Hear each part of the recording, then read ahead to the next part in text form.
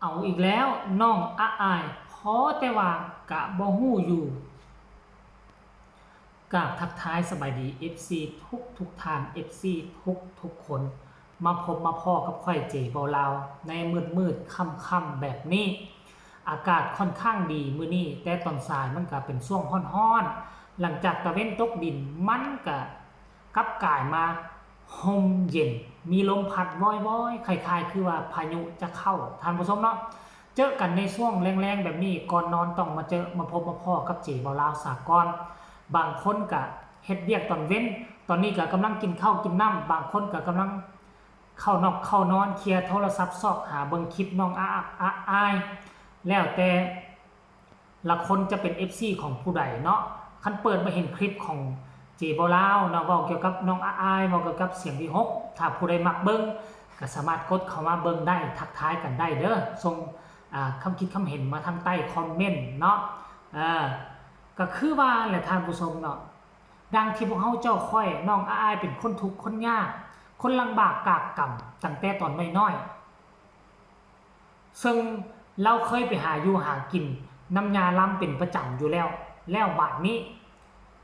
ได้มาอยู่น้ำวงเสียงที่6ถึงเป็นว่าเราจะมีเขาเอิ้นว่าลายหับหลากหลายมีเงินมีคำสามารถหาเงินด้วยตนเองจนว่ามีเงินซื้อถอกซื้อที่แต่ว่าก็ยังหนีบ่ม่มนิสัยเดิมนิสัยเก่าแต่ว่าบ่ได้เป็นนิสัยแบบบ่ดีอย่างมากมายได้มันเป็นนิสัยที่ดีหลายคนเห็นแล้วก็อยากให้ลูกให้หลานสนับสนุนให้ลูกให้หลานสนับสนุนให้ลูกให้หลานอยากเป็นคือน้องอายให้เอาแบบอย่างคืออายสกุลพรคือน้องอายเฮ็ดหยังว่าติดังที่พวกเจ้าฮู้แหละกลับมาเฮือนคันพอมีเวลาว่างก็ลงขุดเขียดหาหอย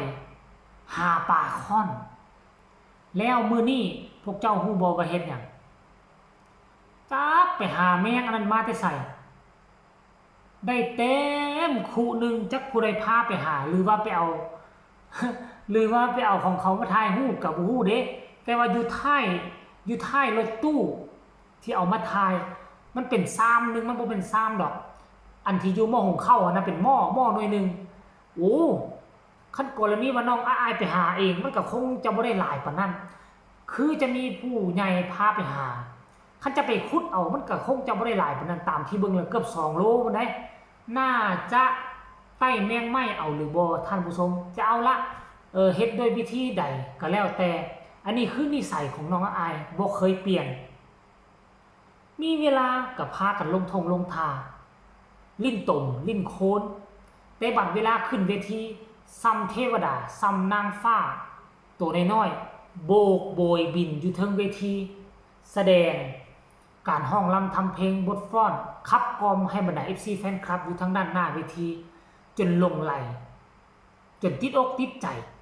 ในความสามารถของน้องอายซึ่งมันแปลก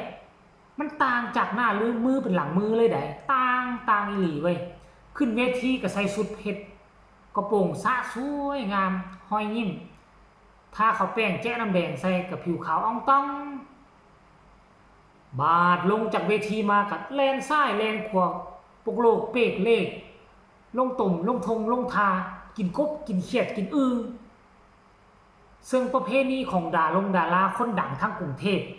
เขาจะบ่เฮ็ดแบบนี้เขาจะบ่ติดดินแบบนี้คือจะเลิศจะหรูไปใส่มาใส่ก็ต้องสะอาดสะอ้านมันก็กงกันข้ามวิถีชีวิตวัฒนธรรมของคนภาคอีสานของพวกเขาและกับคนลาวก็คือกันจะโด่งจะดังจะร่ำจะรวยกินคือกันกินกุจีขี้ควายกินอึ่งบ่ต้องใส่ขี้กินปลาแดกกินปลาล่าตำบักหุ่งโอ้ยกินไข่มดแดงกินไปเบิดส่วนสู่แนวที่อยู่ในธรรมชาตินั่นน่ะเนาะอันนี้ความแตกต่างกันดอกและสัมผัสว่าขั้นท่าจะไปเฮ็ดเลิศหรูคือกับดาราที่เขาแสดงหนังแสดงละคร FC แฟนคลับก็โจมตีบ่มักได้บ่เนี่ยว่าเป็นงัวลืมตีนลืมชาติกำเนิดกินหรูอยู่สบายมันละกับกายกันเนาะอันแต่ละภาคนี่แต่ละประเทศแต่ละภาคมันก็บ่คือกันท่านผู้ชมคันทั้งคนฟังกรุงเทพได้เป็นดาราจะมากินคือเก่าติดดินนี่บ่ได้FC แฟนคลับเว้าโลด บ่ติดตามโลดแต่บัดหมอลอกหมอลำจะไปกินหรูอยู่สบายคือดารากรุงเทพ FC แฟนคลับสัมผัสบ่มักอันนี้แหละเขาเอิ้นว่าวิถีวัฒนธรรมฮีตของประเพณีถึงว่าจะอยู่ประเทศเดียวกันแต่มันก็ต่างกันต่างภาคต่างพื้นแนวคิดจิตใจการปฏิบัติมันก็ต่างกันเพราะฉะนั้นแล้วคันผู้ใดเป็นนางเอกหมอลำอยากโด่งอยากดังต้องติดดินเอาไว้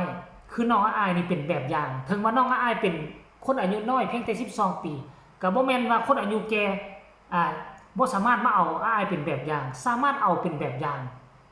ทุกมื้อนี้คนแก่ผู้ใหญ่ก็สามารถมาเรียนความรู้นำเด็กน้อยได้พอเด็กน้อยบางครั้งบางเรื่องก็ฉลาดลักแหล่งรู้กว่าผู้ใหญ่สมัยก่อนเด็กน้อยเกิดใหม่ใหญ่รุ่นบ่ฮู้พอบ่มีข้อมูลข่าวสารให้เฮาเสพสื่อทั้งนอกและเด็กน้อยอยู่บ้านนอกคืออยู่ในเมืองก็แล้วแต่อันสิเดินทางไปเที่ยวหันเที่ยวนี้มันยากที่สุดต้องฟังความผู้ใหญ่เท่านั้นเกิดใหม่ใหญ่รุ่นได้ไปได้มาก่อนเห็นบ่ล่ะเขาเอิ้นว่าปู่สอนหลานมายุคนี้ก็คือหลานสอนปู่เพราะฉะนั้นแล้วทุกคนก็คันอยู่ในแวดวงการหมอลำก็เป็นตาเอาอ้ายเป็นแบบอย่างก็ควรเอาเป็นแบบอย่างแนวใดมันสิดีถ้าเฮ็ดแล้วเฮ็ดให้ FC แฟนคลับฮักหอมเจ้าหลายขึ้นเฮ็ดให้ FC แฟนคลับโอนมาลัยให้หลายขึ้นเจ้าก็เฮ็ดโลดมันบ่เสียหายหยังเนาะอันนี้แหละเขาเอิ้นว่า FC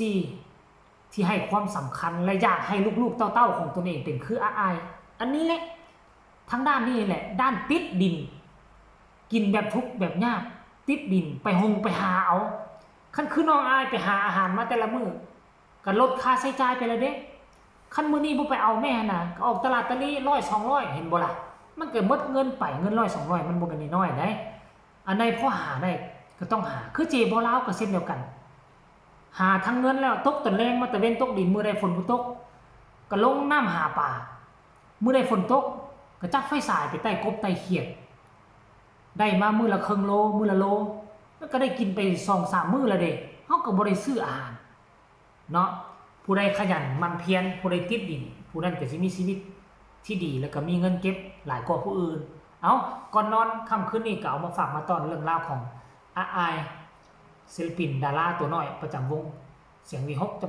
ประจำวงเสียงวีฮกแล้วก็ประจำแวดวงหมอลำไทยก็เขาสิขอฝากฟังเอาไว้ซ้ำนี้แหละ